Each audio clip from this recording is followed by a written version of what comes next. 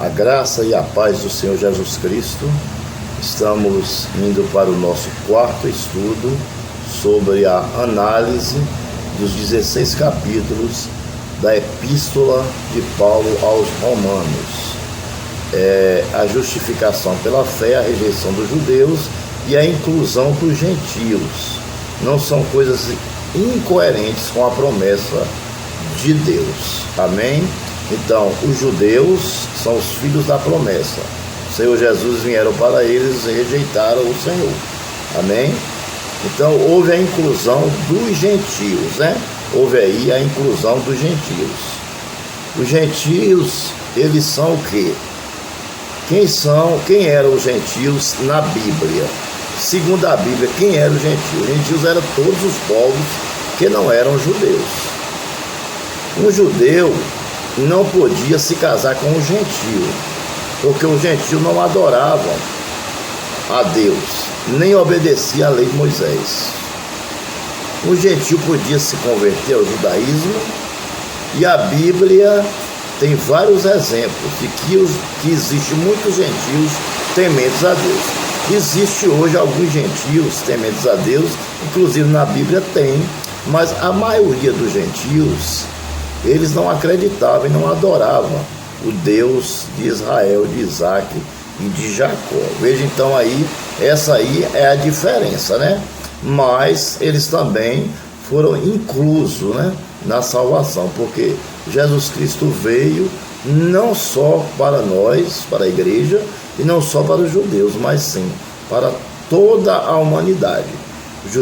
Os gentios também são chamados de povos, são chamados também de nações, entendeu? Então tem várias interpretações para os gentios, amém?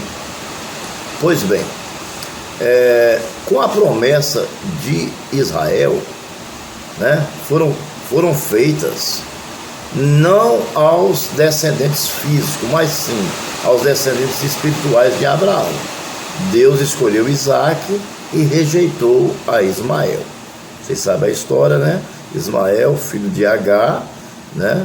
Ele se tornou desobediente a Deus, inclusive a descendência dele veio contra Josafá, lutar contra um servo de Deus, contra o rei de Deus, que era Josafá, né? Então a descendência de Ismael, Deus ainda abençoou por causa de Abraão, mas a descendência que foi fiel a Deus foi a descendência de Isaac. Por isso que Deus acolheu Isaac, se agradou de Isaac. Só que Deus rejeitou a Ismael, filho de Agar, amém? Com Abraão. Deus escolheu Jacó e rejeitou a Esaú, né? Cada aquela história da primogenitura, né? Então, Deus, ele escolheu a Jacó. Ele escolheu a Jacó e rejeitou a Esaú. Esaú enganou o seu irmão. Essas escolhas e rejeições são inerentes e se assemelha a um oleiro que prepara o vaso apropriado aos seus propósitos.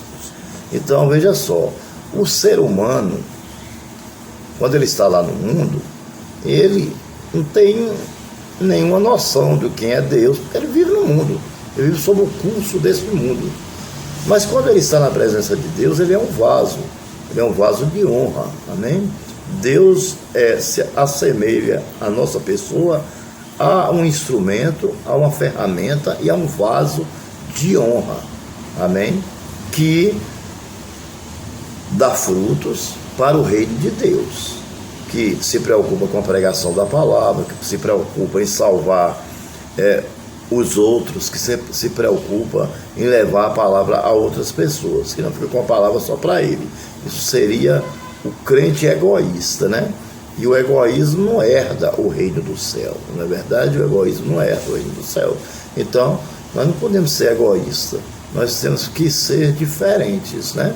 Nós temos que espalhar a palavra de Deus, nós temos que salgar, nós temos que ser sal da terra e temos que ser luz do mundo, ou seja, nós temos que iluminar o mundo através da nossa presença e através da pregação da palavra de Deus. Entretanto, chegará o dia quando os judeus, como um todo, que atualmente foram excluídos da igreja a fim de darem lugar aos gentios, serão novamente enxertados. Isso vai acontecer, né?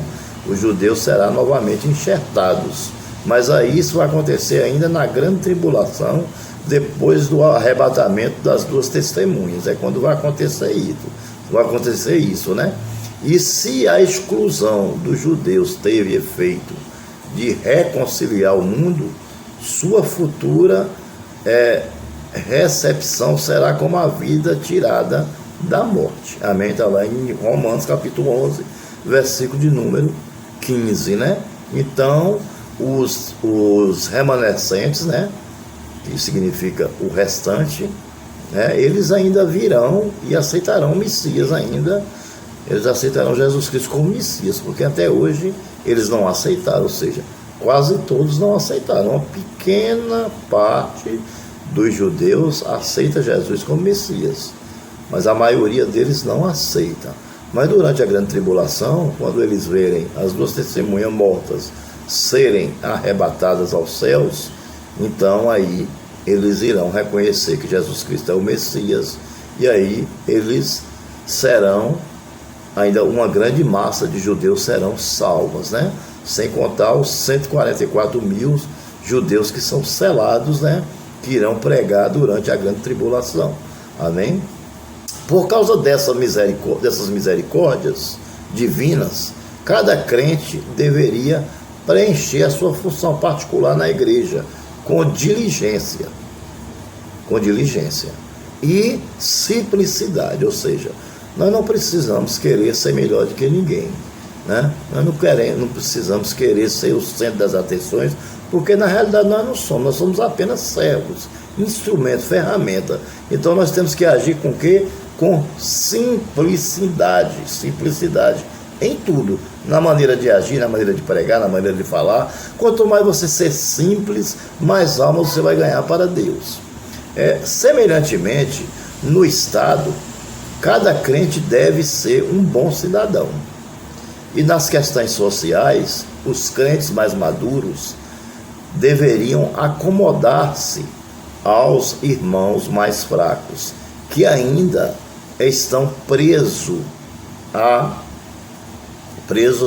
escrúpulos supersticiosos. Então, ainda existem pessoas que têm superstições, entendeu? Ainda existem pessoas que agem, que estão no mundo ainda, ainda existem pessoas que procuram cartomante, macumbaria, feitiçaria, bruxaria, né?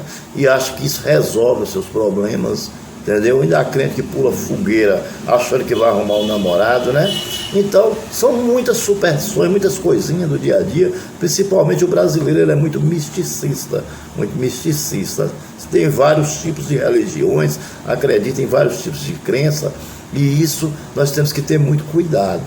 Nós que somos aqueles que são mais maduros na fé, procurar, na hora que acontecer uma conversa dessa, procurar tentar explicar à pessoa que essas coisas não funcionam, entendeu? O que funciona é a fé na palavra de Deus, a fé em Jesus Cristo e fazer a obra do Senhor. É isso que funciona, né? É acreditar e praticar a palavra de Deus, entendeu? Não adianta você só ler. Se você for um mero espectador só da leitura da palavra, não adianta. Você tem que ler a Bíblia e acreditar nela e praticar ela. Isso se chama obra. A fé sem obra é morta e inoperante, volto a dizer.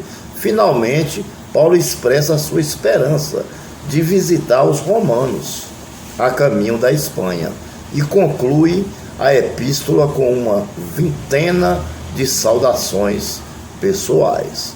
Amém? Então, Paulo, ele é um dos maiores apóstolos, né, que nós já conhecemos, né? Paulo é um dos maiores apóstolos que nós já conhecemos, pode ter certeza disso, né? Ele fez uma grande obra, escreveu muitas cartas, sábio, inteligente. No início o nome dele era Saulo, perseguidor dos cristãos, mas depois do encontro que ele teve com o Senhor Jesus Cristo, ele se transformou totalmente. e se tornou um dos maiores apóstolos que o mundo já conheceu, né? Aí está, né, o nosso quarto e penúltimo estudo. Daqui a pouco estaremos trazendo o último estudo que fala sobre o autor da carta aos Romanos, né, que é o próprio Paulo, né, e de mais algumas coisas que nós vamos, né, saber, mais ou menos a data que foi escrito e etc. Daqui a pouco estaremos voltando com o nosso último estudo. Que Deus abençoe. Não se esqueça de se inscrever no meu canal, deixar o seu like e ativar o sininho.